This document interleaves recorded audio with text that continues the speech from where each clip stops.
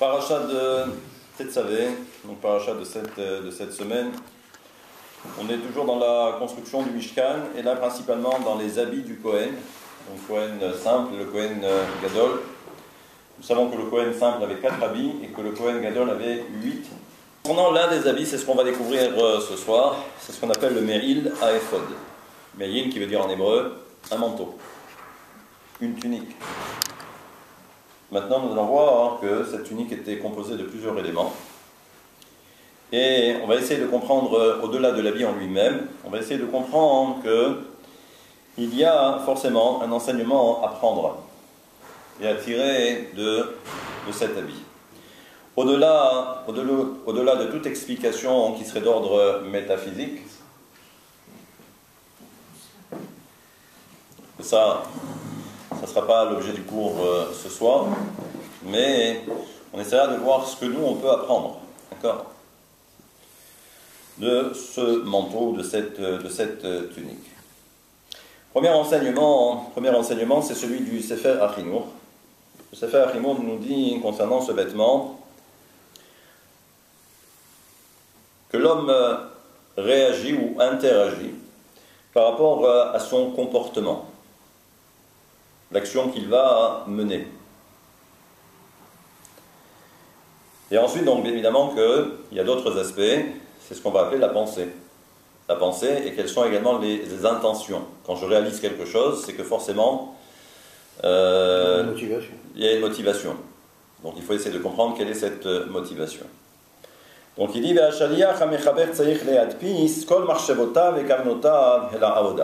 donc il dit déjà que le Kohen qui avait pour mission ou pour fonction, donc c'était d'assurer ce qu'on appelle le service divin.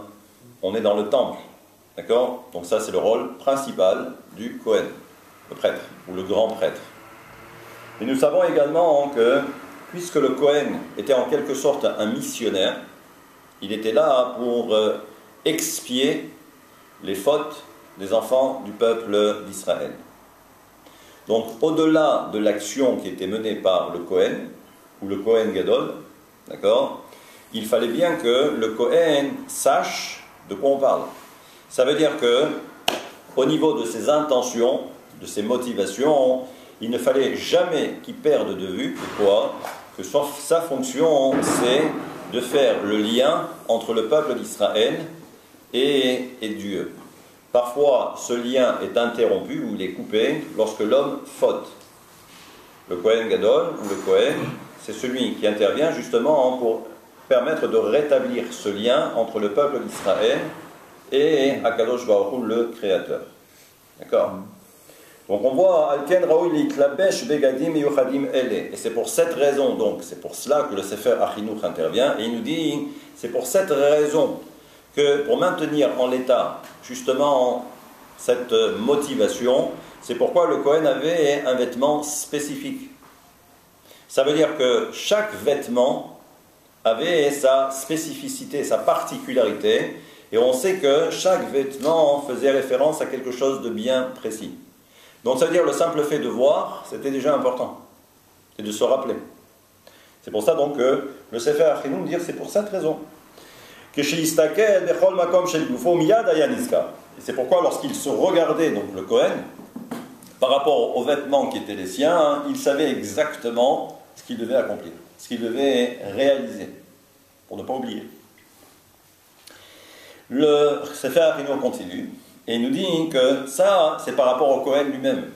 Donc il ne devait jamais oublier quelle était sa fonction lorsqu'il devait servir Dieu dans le Beth Amikdash ou dans le Mishkan. Il dit maintenant le particulier qui arrive. Il a même son propre sacrifice. Et bien là aussi, ce que nous dit le Sefer Achinour, Milevat sheyesh be'inyan kavod labayit ve'la'avoda. Alors c'est vrai que le Beth Amikdash, il y avait beaucoup de dorures. Bon, c'est vrai, c'était très beau. D'accord? Même les habits étaient très beaux. Les habits du Kohen Gadol étaient très très beaux. Ils étaient splendides. C'est pour ça qu'on appelle ça les chavod ou tifaret. Sur le plan esthétique, c'était beau, c'était magnifique, c'était merveilleux. Mais indépendamment de cela, Eh bien, ce que nous dit le Sefer Achinu, Bigod, ha'oved melubash velevush meyuchad la'avoda, וכבר כתבנו כי בהגדלת הבית ומוראו יתרחכו שם ליבות אחותים וישובו אל השם.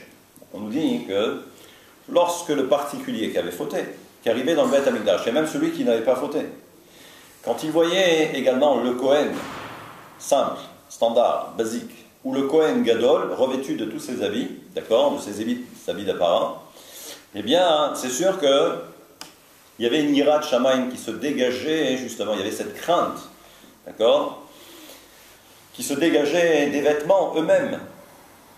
Et donc ça veut dire qu'on était imprégné de cette crainte du ciel. Donc on voit qu'il y avait les deux objectifs. D'abord pour le Kohen lui-même, pour qu'il se rappelle, et également pour celui qui venait de l'extérieur. Quand on voyait le Kohen arriver, c'est sûr que ça impressionnait. Donc il y avait la crainte. C'était obligatoire. Donc là, ça c'est l'enseignement du Sefer Achinour. Nous avons maintenant un enseignement qui est, j'allais dire, beaucoup plus terre à terre, pour essayer de comprendre. Quelle était la particularité de ce méril, de cette tunique ou de ce manteau? Là-bas, nous avons cet enseignement qui provient du Talmud qui nous dit que le méril avait pour particularité de réparer tout ce qui était en rapport avec le Lachon Hara, avec la médisance. Amar HaKadosh Baruch Hu. Kadosh Baruch Hu a dit Yavo davar shebekol veyechaper al ma'aseh hakol. Kol en hébreu, c'est la voix. D'accord? Donc là-bas, le verset dit, et c'est Dieu qui parle, celui qui arrive avec la voix, il devra expier également par la voix. Ça veut dire quoi? Vous savez que ce manteau-là était un manteau très particulier. En fait, il y avait trois niveaux dans ce manteau. La première partie, c'était couleur pourpre. C'est une tunique, sans manches. D'accord? C'était comme ça. Ensuite, au milieu, il y avait là-bas ce qu'on appelle paramon verimon. Donc il y avait des petites cloches et des grenades, tout autour. D'accord? Et en bas, donc il y avait encore autre chose. Mais quand le Kohen, et on va le voir, quand le Kohen arrivait, on l'entendait. On l'entendait de loin, on le voyait arriver. C'est pourquoi, ici, le commentaire qui est rapporté dans le Talmud, c'est de dire que celui qui a fauté avec la voix, parce que celui qui fait du Lachon Hara, celui qui fait de la médisance, d'accord, c'est par la voix. Il parle. Il adore parler. Pour ne rien dire, généralement. On va voir après. Donc, on voit bien que celui qui arrive, donc c'est le Kohen, on l'entend parler, du moins, pardon, on entend les petites clochettes, donc il devait réparer donc cette voix. Bon, très bien. על שולי המעיל ישראל היו פעמי זהב ורימונים, וכאשר הכהן הגדול היה לובש המעיל, היה משמיעים קולות אלו רומזים לכפרה שהם מכפרים על חטאי הדיבור והקול. Donc on comprend que voilà quelle était la fonction de ce méhil, de ce manteau, où il y avait justement tous ces ornements avec ces petites clochettes et avec des petites grenades. Ça faisait du bruit. Et c'est comme ça que l'on donc faisait réparation du Lachon Hara. En réalité, on continue. Et ça, puisque quand on parle du Lachon Hara, on fait souvent référence au Chafetz Chaim. Parce que le Chafetz Chaim a beaucoup écrit sur Shmirat HaLashon, comment préserver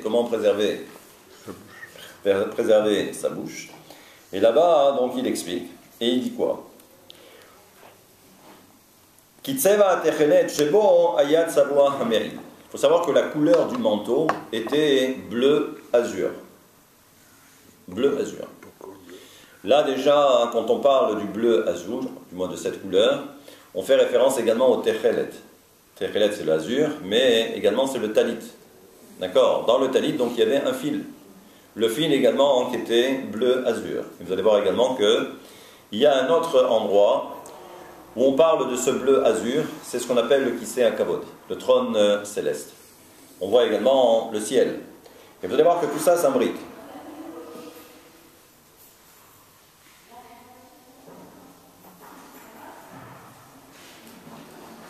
Donc il dit Shekamo Romes de Kissa Akavod, Maskir Kemochen et Avon Nashon Aram. Et là-bas, on nous dit déjà que quoi? On nous dit que le bleu azur, donc qui fait référence au Kissa Akavod, donc le trône céleste, le trône divin.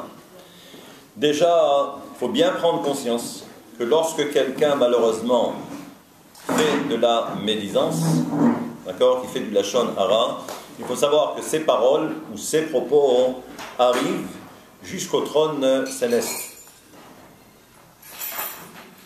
Regardez un petit peu la portée de toutes ces paroles. Lorsqu'elles sont mauvaises, elles arrivent jusqu'à Akadosh Baruch Hu, jusqu'au trône divin.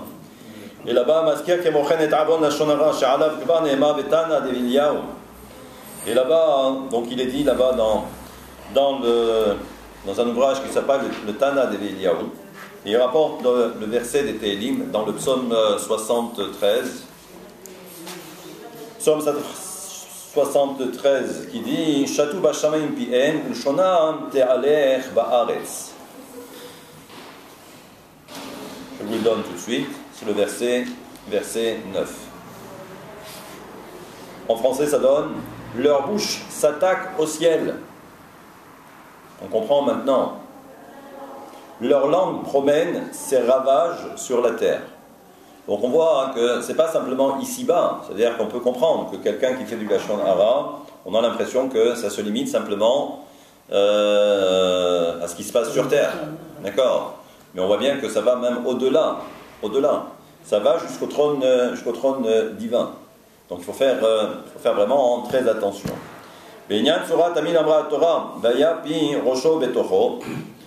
Donc là-bas aussi, on nous dit que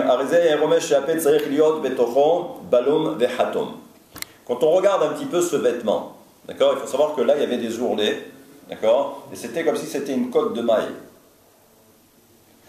Là, les Chachamim essayeront d'expliquer que là aussi ce n'est pas fortuit, c'est que forcément dans la fabrication de ce manteau, donc s'il y a toutes ces indications qui sont données dans la Torah, c'est que forcément on doit apprendre quelque chose. Et là, on nous dit que quoi? C'est que si on avait mis des sortes d'ourlets comme cela, sur tous les côtés, d'accord, c'est comme pour dire que quoi? Que la bouche, elle doit rester fermée, cousue. Baloum vehatum. On doit fermer la bouche. Ah, je sais ce que vous allez dire. Parce que la preuve, vous allez ouvrir la bouche maintenant. Et on va parler. Et on va parler. Il y a un désaccord. Ah voilà. C'est pas qu'il y a un désaccord, on va essayer de comprendre. Les bal yetsu minaped iburim shenem ka'alacha. C'est pour ça qu'en fait, c'est sûr, on n'a pas le droit d'ouvrir la bouche, d'accord, si ce n'est pas en adéquation avec ce que nous dit la halacha. D'accord? Si ça va à l'encontre de la volonté de nos textes, ou de la volonté de Dieu, eh bien, je n'ai pas le droit. Je n'ai pas le droit d'ouvrir la bouche. D'accord?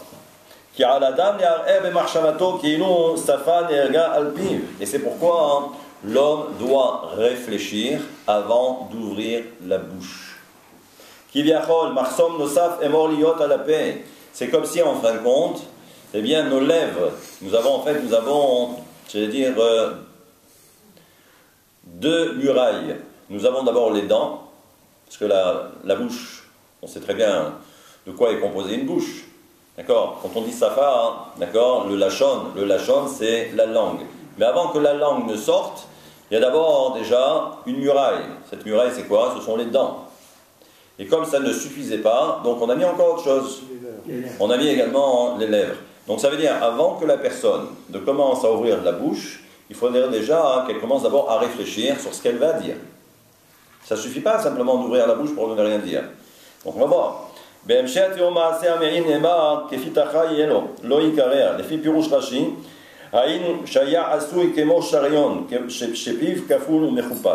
Donc là-bas, donc il dit en fait c'est comme un truc, vous savez les gilets pare-balles, d'accord? Il dit c'est pour ça que dans l'esprit, et ça c'est un enseignement, c'est un commentaire de Rashi sur Kefi Tachra Yelo Loikarea, c'est-à-dire que vraiment on avait mis la dose au niveau des coutures pour ne pas que le vêtement puisse craquer. Ben, merci Simon, c'est son métier, tailleur.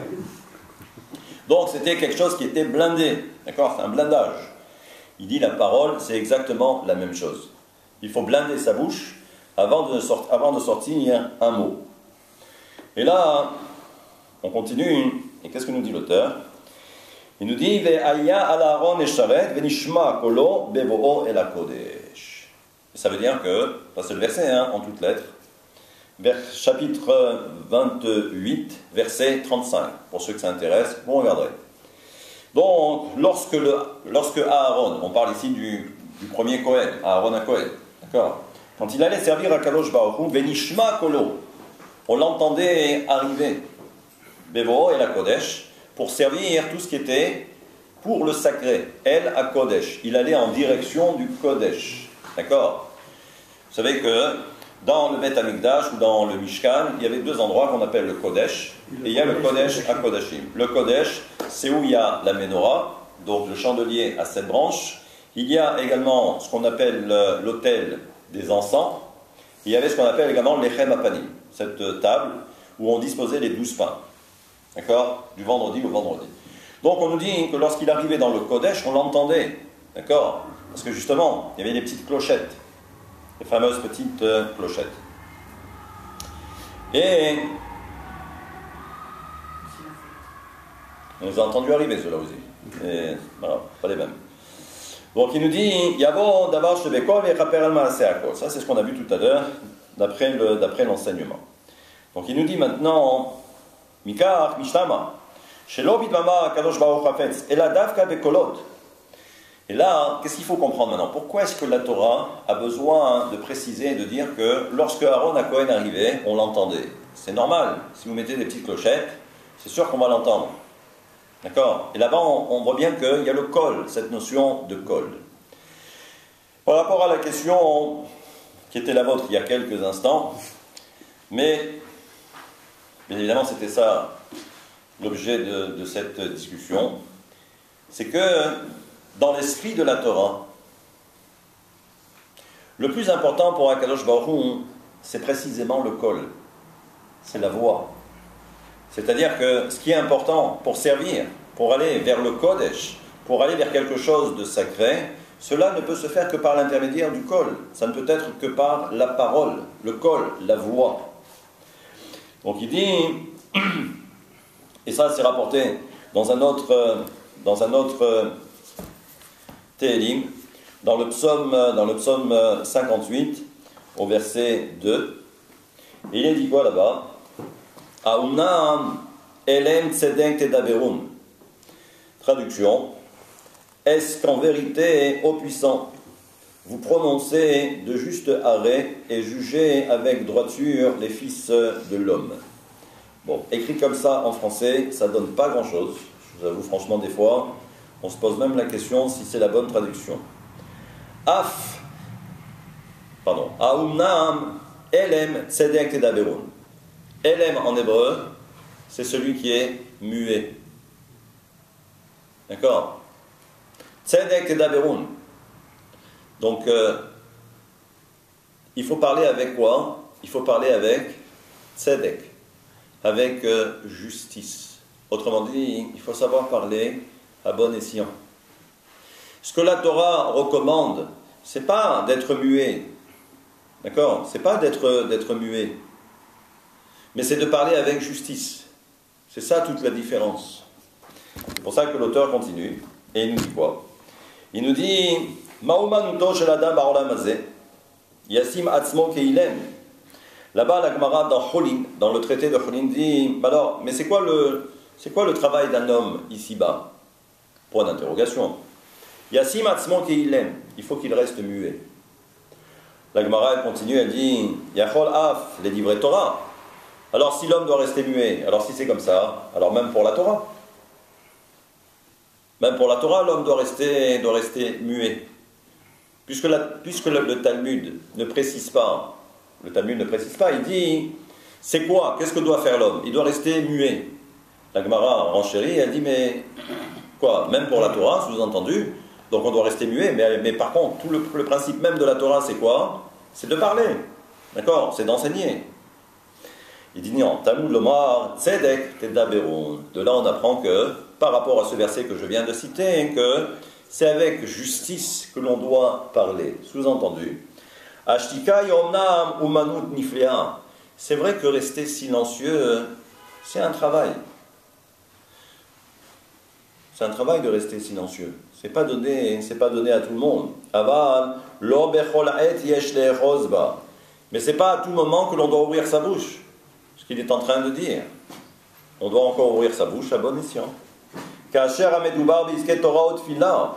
Quand on parle de Torah et quand on parle de tefila, donc l'étude de la Torah et également la prière ou les prières, on a besoin justement de prononcer. Dans ce cadre-là, oui, il y a une mitzvah, d'accord, d'ouvrir la bouche. Adraba. Par contre, là, on doit utiliser justement le verbe pour la tefila et également la prière. Et là, ce que nous dit ici l'auteur, il nous dit, mais il est écrit dans les Perkei Avot, les maximes de nos pères. Il y a écrit dans la Mishnah, donc le chapitre 3 et la Mishnah 13, il dit, Seyag la chokma shtika. Quelle est la meilleure barrière pour la sagesse? C'est le silence. Vous voulez préserver votre chokma, votre connaissance, votre sagesse, taisez-vous. Restez silencieux. C'est dur, hein? Oui. Midivra Mishnah alal ou Mishnama shashtika me'ave sayag. Ashomer à la chokma. Donc on voit que le silence, c'est une protection par rapport à la connaissance, par rapport à la sagesse. Mais l'auteur va poser la question, il va dire Imken, ma'ya chokma atzma. Mais il dit, mais alors c'est quoi la sagesse elle-même? C'est quoi la sagesse? C'est quoi la sagesse? Parce qu'on a bien compris encore une fois que le silence. On va voir. Oui, Reshit Chochma, Yirat Hashem. Ça, c'est un verset de la Torah, c'est ce que nous récitons le vendredi après-midi dans le psaume, où le début de la connaissance, d'accord, c'est la Yirat Shamayim. D'accord? Reshit Chochma, Yirat Hashem. Le début de la connaissance ou de la sagesse, c'est justement la crainte de Dieu. Ok. Mais c'est le début. Maintenant, on voit bien que l'auteur pose la question et il dit, mais alors c'est quoi la Chochma? La Chochma en général. Donc, et il dit quoi? Il dit, Ave Omer, Shah Chochma, il est d'Aber, Ave Lomar, Ar Lomar, Rak Machet Sarich Omid Vakesh. Il dit, en fait, c'est quoi la plus grande sagesse? C'est de savoir quand est-ce qu'on doit parler et quand est-ce qu'on ne doit pas parler. Umeuma, l'homme est vers l'écart. Et pas plus que cela. C'est ça la plus grande chokhma, c'est de savoir quand est-ce qu'on doit parler, quand est-ce qu'on ne doit pas parler. Il y avait un Rav qui préparait chaque vendredi, il préparait, ou chaque fois pour chacune de ses interventions, il préparait son shiur, il préparait son cours ou sa dracha du Shabbat. D'accord? Et en réalité, il épuisait tous les commentaires qu'il n'aborderait pas pour la dracha. C'est-à-dire qu'il regardait d'abord tout ce qu'il ne dirait pas, avant de parler. C'est-à-dire qu'à un moment donné, il faut savoir élaguer les choses qui sont nécessaires, les choses qui ne le sont pas, les choses qui peuvent avoir de l'importance, et les choses qui n'ont aucune importance. D'accord? Ça aussi, c'est un travail. Ça aussi, c'est un travail, et ce n'est pas donné à tout le monde. C'est ça la plus grande sagesse. C'est savoir qu'est-ce qu'on doit dire et à quel moment on doit le dire. Parce que des fois, vous pouvez parler, mais si ce n'est pas dans le bon timing, d'accord, cette parole n'a aucune portée. N'a aucune portée. Aucune portée. D'accord? Ça n'a rien. Donc ça veut dire qu'on dira de la personne, il a raté l'occasion de se taire. C'est tout. C'est aussi simple. C'est aussi simple que ça. Mais là, Mouvan, chez Imamed Dubar, Be'amon Am, העלולים בקלות להינקשר בייסורים החמורים על חטאי הלשון, ראוי להורות שיעדיפו לשתות מאשר לפגום בלשונם. C'est pour ça qu'il faut enseigner aux gens, de peur que, comme c'est vrai que c'est assez grave, on voit bien que tout de suite on dévie. Dans une conversation, tout de suite, on dévie dans le lashon, sur le lashon hara. Tout de suite. D'accord? À un moment donné, on ne peut pas s'en empêcher. D'accord? on est rattrapé par le Lachon Hara. C'est pour ça que si on ne maîtrise pas, parce que là aussi, on voit bien que si le Chafetz Chaim a écrit tout un bouquin sur Shmirat HaLashon, comment on doit préserver sa langue, d'accord, tout un bouquin, d'accord, il n'a pas raconté des histoires, d'accord, je vous rappelle quand même que c'est l'auteur du Mishnah Brura. Mishnah Brura, c'est la halakha, ok, donc ça veut dire qu'il y a des lois, concernant le Lashon Hara. Et tant qu'on ne maîtrise pas, alors à ce moment-là, si on a un doute, ben, il vaut mieux se taire. Plutôt que de rentrer dans un interdit. Et là, à ce moment-là, on a vu quelles sont les conséquences. Mais vous n'avez pas encore vu les conséquences. Mais on sait très bien que ça va jusqu'où? Ça monte jusqu'au ciel, jusque devant le trône céleste. Donc c'est pas simple. Et c'est pourquoi donc, l'auteur continue, et il nous dit quoi? Toujours en se basant sur la fameuse tunique, ou le manteau. Mais vous savez que sur ce manteau, qu'est-ce qu'on mettait également? Pour voir si vous vous rappelez. Le Kohen Gadol, il portait quoi? Le pectoral. Hazak, le pectoral. Sur le pectoral, il y avait quoi? Il y avait 12 pierres. D'accord? Les 12 pierres, qui faisaient référence à quoi? Aux 12 tribus. Il faut savoir que il y a une de ces pierres précieuses, qu'on appelle le yashpé. Même en français, je ne sais pas ce que c'est. Il faudrait que je regarde. Je sais pas. Ça correspond à Binyamin. D'accord? Binyamin, c'est le dernier, hein. C'est le petit dernier, c'est le petit Benjamin. D'accord? Je regarderai après, mais bon, vous regarderez sur Google si ça vous intéresse. Mais là, je n'ai pas le temps. Bon, on nous dit là-bas hein, que Binyamin, qu'est-ce qui symbolise Binyamin dans l'histoire? Binyamin, c'est le fils de Rachel, donc le frère de Joseph. D'accord? Et là-bas, on nous dit que la qualité de Binyamin, parce que là aussi, petite parenthèse, j'ai oublié de le dire, vous imaginez bien que si pour chaque tribu, il y a une pierre particulière, d'accord, c'est que forcément, cette pierre, elle correspond à quelque chose de bien particulier aussi. D'accord? Il y a une profondeur. On n'a pas choisi comme ça, on n'avait pas 12 pierres, on les a mis comme ça, et on s'est dit, bah voilà, chaque pierre maintenant va correspondre. Non. Même les pierres ont été choisies en fonction de ce qu'on appelle les trunot, les qualités, d'accord, le comportement de chaque tribu. Binyamin, eh bien justement, c'est celui qui ne dit rien. Ça veut dire quoi, hein? Il ne dit rien. C'est-à-dire qu'il ne dévoile rien. Et là-bas, les Chachamim vont aller même beaucoup plus loin. C'est que Binyamin était au courant que Joseph avait été vendu par ses frères. Il avait été jeté par le puits, mais il n'a jamais dévoilé quoi que ce soit. Alors, c'est une force, parce que Benjamin, son grand frère, c'est Joseph. Ce sont les autres qui ont vendu Joseph, d'accord? Il s'est retrouvé dans un puits, il a été vendu, et il s'est retrouvé en Égypte esclave. Benjamin était au courant, mais il n'a rien dit. Rien. Il aurait pu en vouloir, bien évidemment, à ses frères. D'accord? Mais il n'a rien dit. Eh bien, nos sages nous font remarquer que dans l'histoire, c'est une qualité. La semaine prochaine, c'est pourri. Oui. Mordechai, il descend de quelle tribu? De Binyamin. Et Esther, également de Binyamin. Si vous revoyez maintenant toute la trame de l'histoire, qu'est-ce qu'on voit? On voit que Mordechai déjà va dire à Esther, surtout, ne dis rien, ne dévoile rien, ne dis pas que tu es juif, ne dis pas que, d'accord, que tu me connais, d'accord? Il faut que tout ça reste sous silence.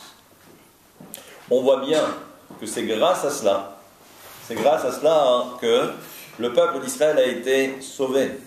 Vous imaginez, si tout le monde savait dès le départ que Esther était juive, jamais Achashvérosh il l'aurait prise pour épouse. Donc on voit que cette qualité, savoir se taire, d'accord, et quand il y a des secrets, on n'a pas le droit, on n'a pas le droit de diffuser. Et là, on comprend maintenant pourquoi le choix de cette pierre précieuse, Yashpé ou Yashpé, on voit que Yashpé, si on enlève les voyelles et on laisse simplement les lettres, Yesh-P. Yesh, il y a, P, la bouche. Sous-entendu quoi? Il y a celui qui a de quoi parler. Il y a celui qui a de quoi parler, d'accord, mais il ne dit rien. Yesh, P. Il a une bouche, sous-entendu, lui il a de quoi parler, il a de quoi raconter, mais il ne dit rien. C'est pour ça que le Sfat Emet, il dit que à Montréal, Segulat Ashtika, Al Misheno Yachol Aratzor Betiburo, El Omar Yesh Lopé. Il dit en fait, ça c'est l'enseignement du Sfat Emet. Il dit, celui qui n'arrête pas de parler et qui ne peut s'empêcher de parler, ben ça ne veut pas dire qu'il a une bouche.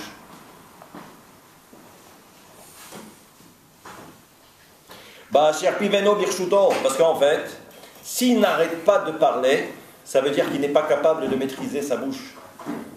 Donc ça veut dire qu'en fait, il est tributaire de sa propre bouche, c'est-à-dire il est esclave de sa bouche, et il l'utilise, mais en réalité, c'est pas qu'il l'utilise, c'est malgré lui.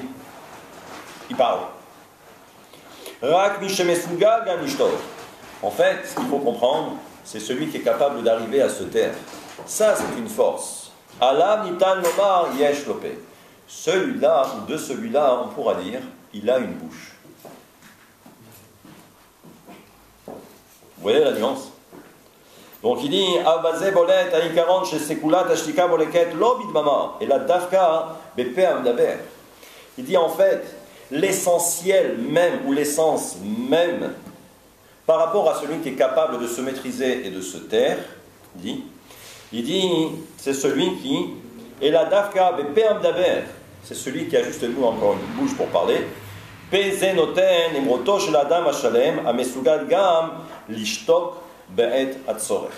là on comprend que quoi? Il dit que celui qui est capable de se maîtriser, alors qu'il en a, bon, il a la possibilité de parler, mais il est capable de se maîtriser, d'accord? Il dit ça, c'est ce qui va permettre à l'homme de devenir un homme entre guillemets shalem. Shalem en hébreu, ça veut dire parfait. C'est-à-dire qu'il peut tendre vers cette perfection. Donc on comprend bien encore une fois, petite parenthèse, si tant est qu'on ait oublié que toute la particularité de l'homme par rapport aux autres créatures, c'est parce que Dieu a doté l'homme de la parole. Cette parole, c'est ce qu'on appelle en hébreu l'âme. Nefesh Haya, traduction basique, une âme vivante. C'est quoi une âme vivante? C'est lorsque l'homme est capable de parler. Mais on a bien compris que à quel moment l'homme peut atteindre des niveaux, c'est lorsqu'il est capable de maîtriser sa parole et de parler à bon escient. Et chaque fois que c'est nécessaire, savoir parler, mais c'est savoir également se taire. Ça c'est important. Et donc, là on continue. Et il nous dit Yeter alken, midvarer, shelo zo bilvad, shelo mumlas l'adam li'madam li'daber b'divrei Torah. Et là, she'onshim kevedim ne'evru al himanut kazo. ידועים למדי דברי חז"ל שאמרו שבעוון לשון הרע נגעים עלולים חס ושלום לבוא על האדם. Et là on a bien compris que celui qui parle beaucoup, d'accord, je ne dis pas celui qui fait beaucoup de la lashon hara, qui fait beaucoup de médisance, mais il y en a beaucoup, ils sont très volubiles, ils aiment beaucoup parler, ils parlent, il n'y a pas de contenu, mais ils adorent parler, d'accord. Et des fois, il faut les supporter parce qu'ils adorent parler, d'accord? Et si on ne les écoute pas, ça les énerve, d'accord? Ils se mettent en colère, ok? On a l'impression qu'on ne les prend pas en considération. S'ils savaient qu'en réalité, ils nous ennuient plutôt qu'autre chose, d'accord? Parce que c'est une perte de temps, mais il faut les laisser parler, d'accord? Je ne parle pas de celui-là. Déjà, il a perdu son temps, c'est pas grave.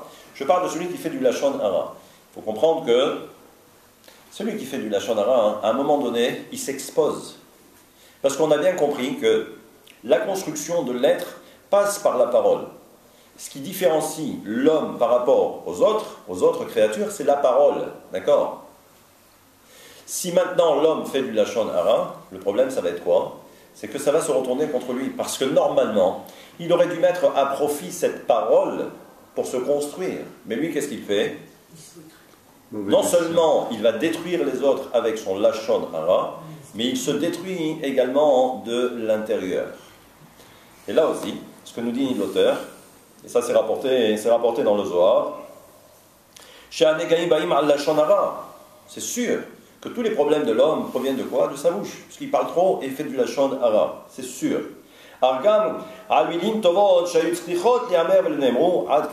Et le Zohar va même beaucoup plus loin.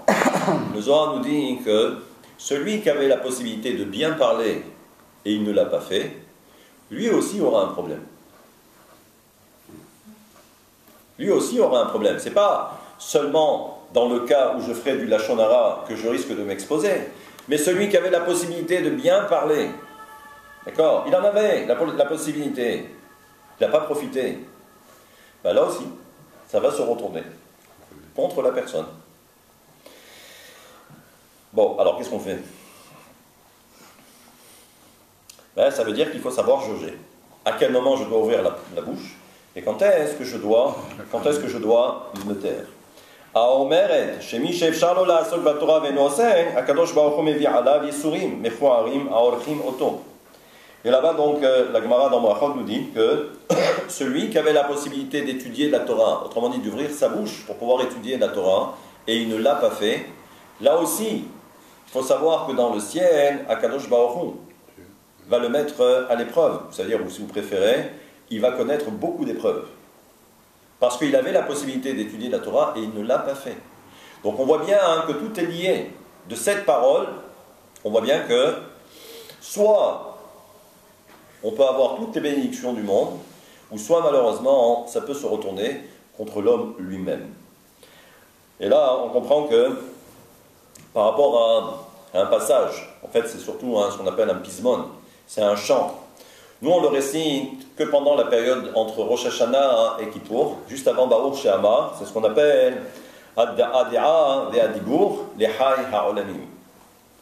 Les Chabad le lisent tous les Shabbats, juste avant Baruch She'amar, c'est pas plus mauvais non plus.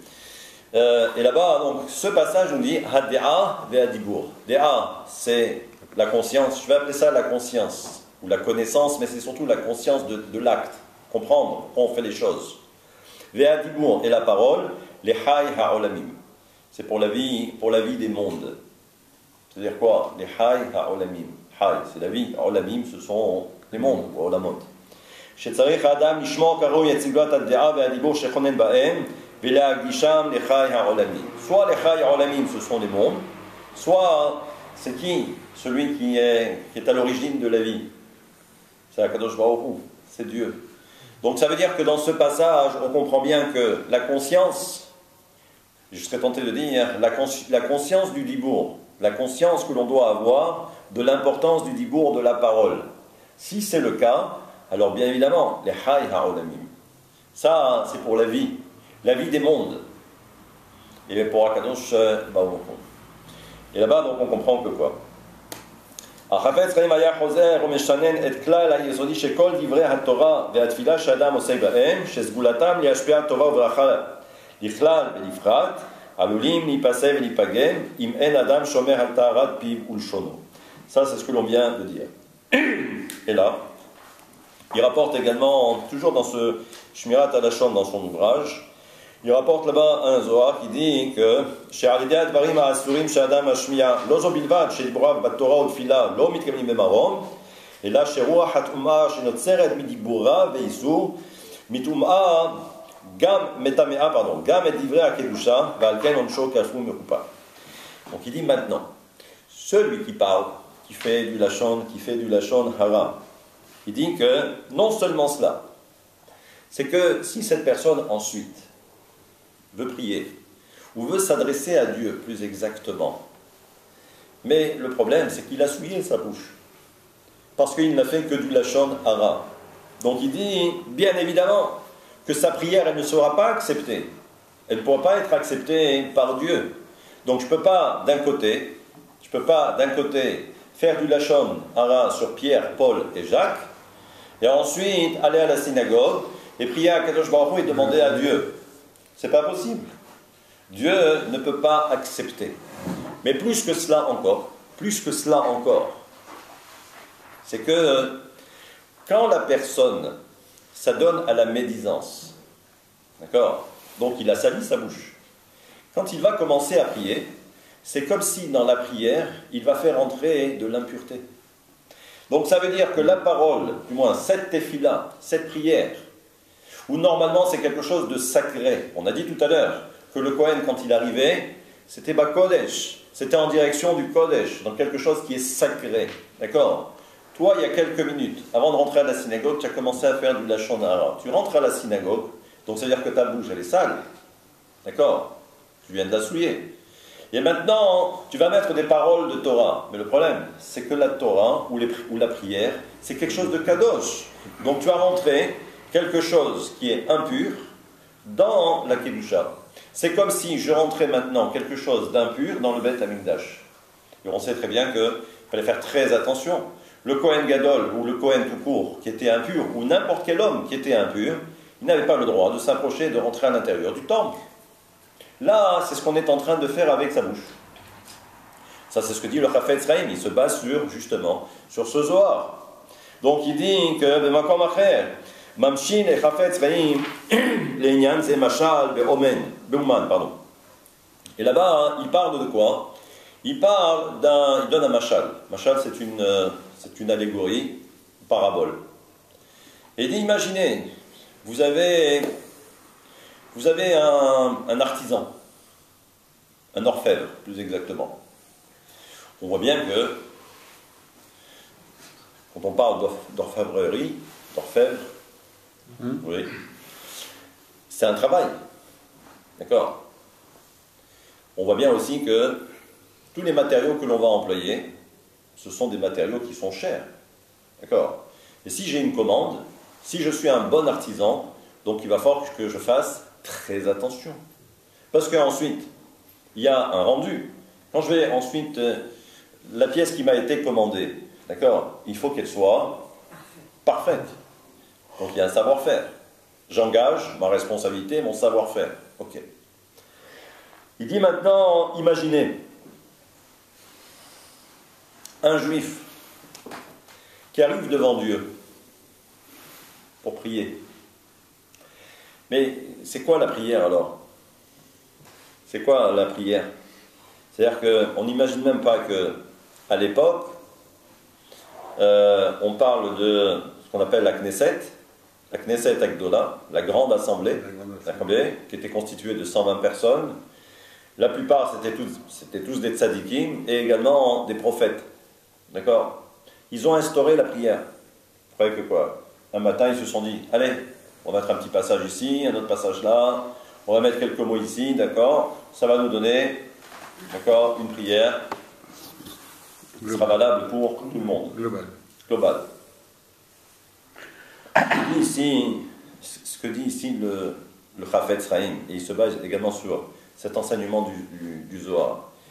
Il dit, mais ces tzadikim là, ces prophètes, quand ils ont instauré la tefila, ils ont rédigé la prière, plus exactement.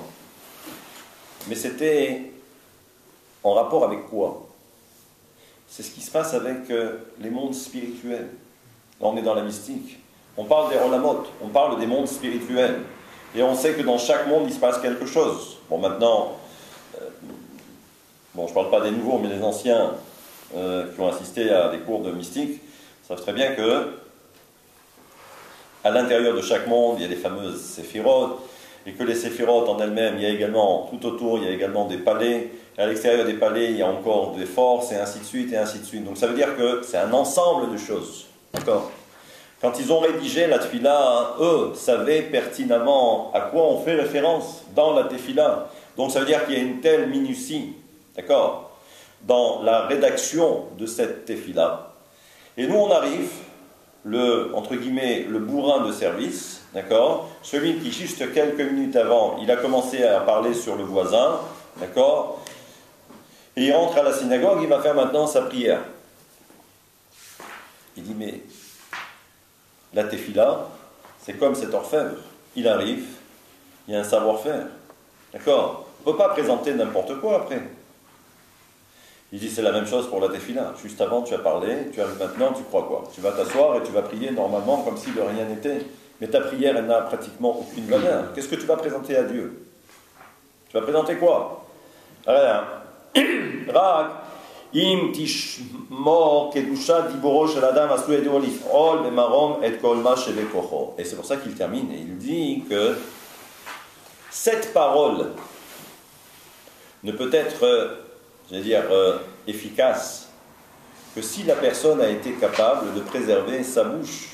Si à l'intérieur il n'y a que de la toum'a, il n'y a que de l'impureté, synonyme de médisance, mais cette prière, elle ne peut pas arriver, elle ne peut pas, provoquer quelque chose au niveau des mondes spirituels. Parce que tout le principe de la tefila, nous avons nous ce pouvoir. D'accord? Nous avons nous ce pouvoir, à travers notre tefila, d'accord, d'intervenir ou d'interagir sur les mondes spirituels. C'est pas Dieu. C'est pas Dieu qui intervient. C'est les hommes en bas. Donc ça veut dire que si ensuite on veut faire descendre de la lumière, eh bien ça dépend que de nous. Mais pour que l'on puisse nous intervenir ou interagir sur ce qui se passe au niveau des mondes spirituels, il faut que notre bouche soit également irréprochable. Sinon, cette parole n'a aucune valeur. Et là, il y a cet enseignement du Rav Alshir, Rav Moshe Alshir, qui dans le même esprit explique que quoi? Il dit que ונשמע קולו בבואו אל הקודש לאמור רק אחרי שהפה שמור מכל דיבורה הוא יכול להפיק מילים שיעלו לרצון לפניו יתברך. Donc נמצא לומדים כי הימנעות מכל צורה של דיבורים פגומים היא המסייעת לדיבורי התורה והתפילה שיוכלו להגיע אל הקודש פנימה. Et là pour terminer il dit que כי השמעת הקול וההישג בתורה ותפילה הם הסגולה המדוקה שיוכל אדם להינצל ממוקשי רע של דיבורים אסורים. Donc il dit maintenant, imaginez que celui qui est capable de préserver sa bouche, il dit en fait c'est quoi? Il dit c'est comme une protection autour de la personne. Et même s'il devait arriver quoi que ce soit concernant la personne, la parole c'est une protection. Et ça veut dire que c'est dans les deux sens. Soit j'en abuse, d'accord? Et là, ça se retourne contre la personne. Et si je suis capable de préserver ma bouche, alors à ce moment-là, cette bouche sera justement ma protection. Et ça, on comprend tout ça de ce fameux méril, de ce fameux manteau. Et là, pour terminer, il dit Benishma que l'on bevoie la kodesh ou betseto velo yamut. Et là donc, pour terminer, il dit quoi? Il dit, on l'entendait quand il rentrait dans le Kodesh, d'accord, avec les cloches, et également lorsqu'il sortait.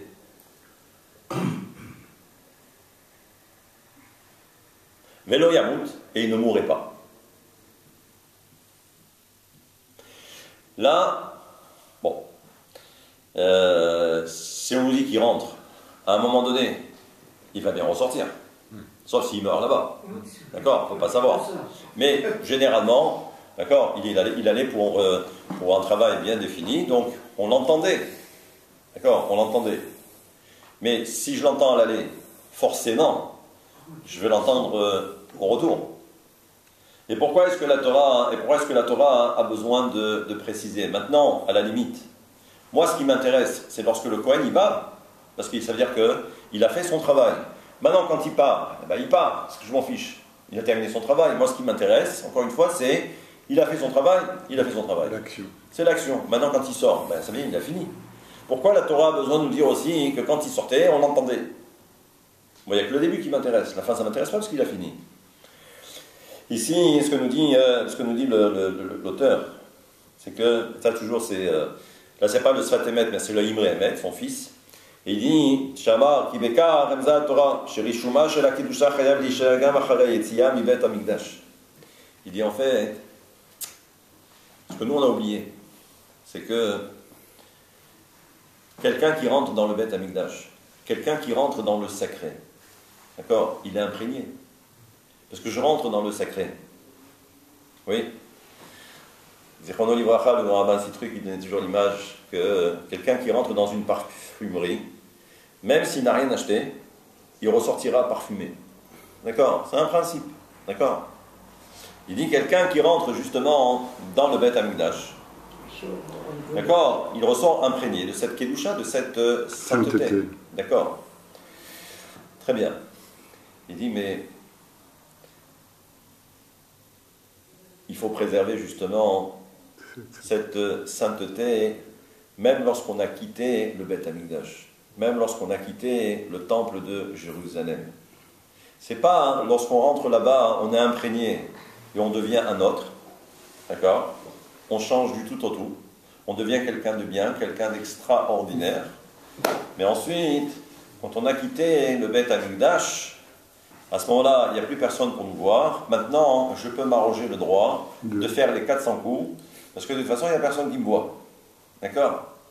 Il dit non, c'est pas ça le principe. C'est-à-dire que tu rentres, d'accord, vers le Kodesh. Mais il faut que ça t'accompagne même après. Quand tu as quitté un lieu aussi saint, aussi sacré, et on peut imaginer tout ce qu'on veut, parce qu'aujourd'hui, il n'y a plus de Beth Amigdash. Il n'y a plus de Beth Amigdash. D'accord? Il n'y a plus de temple. Mais ça veut dire que dans l'idée, dans l'esprit, il faut que cela nous accompagne, quel que soit l'endroit où on est, à l'intérieur et également à l'extérieur. Et il termine. Sheav beyamen ukasher ba'avnotenu arabim en lanu lo choen mechaper velo bigdei kuna mikol makom alekachim anilmedim vevegdim elu shririm vekayamim na'al. Il dit pour terminer, c'est vrai qu'on n'a plus de Beth Amigdash, on n'a plus de Kohen qui puisse expier nos fautes. On n'a plus tout ça. Il dit, mais au moins, ce que nous enseigne la Torah, à travers, ne serait-ce qu'à travers des vêtements, jusqu'à maintenant. D'accord? Un pantalon, c'est un pantalon. Une veste, c'est une veste. Un gilet, c'est un gilet. C'est normal que le Kohen, d'accord, quand il rentre, il faut qu'il soit habillé. Il faut qu'on puisse le reconnaître. Un médecin, il a une blouse blanche. D'accord, il a un stéthoscope pour dire qu'il est encore mieux que les autres qui ont pas beaucoup de. Bon, peu importe, je dis n'importe quoi. Il s'identifie. Mais c'est-à-dire que. Il s'identifie. Mais alors, il faut qu'on puisse l'identifier. C'est-à-dire qu'il est dans un hôpital. Qui c'est qui sortirait dehors avec une blouse blanche, si ce n'est pas dans un hôpital? D'accord? Donc on pourrait dire la même chose avec le Kohen. Il est là pour servir le peuple. D'accord? Pour servir Dieu. C'est normal qu'il ait un habit un peu. Spécial, d'accord, qui sort un peu, bon. Et pourtant la Torah, hein, elle nous parle de cela comme si quelque chose d'extraordinaire, un pantalon, une veste. C'est quand même assez exceptionnel quand même, mais bon, mais pas aussi exceptionnel. Mais quand on regarde et quand on approfondit, on voit que même dans ça, hein, même dans cela, on voit que la Torah a pensé à tout. C'est-à-dire que chaque vêtement correspond à quelque chose de bien précis. C'est vrai que quand on regarde le gilet, je vous montrerai un jour la photo du gilet ou du manteau, il y a de la recherche. Hein. Alors si en plus c'est Dieu qui le dit, ça veut dire que dans l'esprit de Dieu, le fait qu'il y ait des coutures ici, et que ça soit brodé, et ainsi de suite, et des petites grenades, et des petites... Et bon, le diadème, je ne parle même pas du diadème. Donc on voit que vraiment, il y a quelque chose. Et ce quelque chose, c'est comprendre qu'on n'a plus de Kohen, on n'a plus de Beth Amigdash, mais les enseignements sont toujours là pour nous permettre justement de se construire. Moralité, il faut savoir parler à bon escient. On ne peut pas parler comme ça. Pour terminer, et ça c'est un message, parce que j'ai eu une discussion il n'y a pas très longtemps, c'est que partez du principe, et ça c'est valable pour tout le monde, partez du principe que quand des rabbins, peu importe les rabbins, des rabbanim, quand des rabbanim commencent à maudire, ou à faire du lachon hara, sur d'autres rabbanim, sauvez-vous. Oui. Sauvez-vous. C'est pas l'esprit de la Torah. Sauvez-vous. Parce qu'on n'a pas le droit de juger qui que ce soit. Et qui on est pour pouvoir juger qui que ce soit? Pour cela, il faut qu'il y ait un beddin, d'accord? Donc, et ça, j'invite vraiment tous les bahurim, tous ceux, Dès que vous entendez qu'un rave se permet de faire du lachon hara sur un autre rave, justifié ou pas justifié, sauvez-vous. Ce n'est pas l'esprit de la Torah.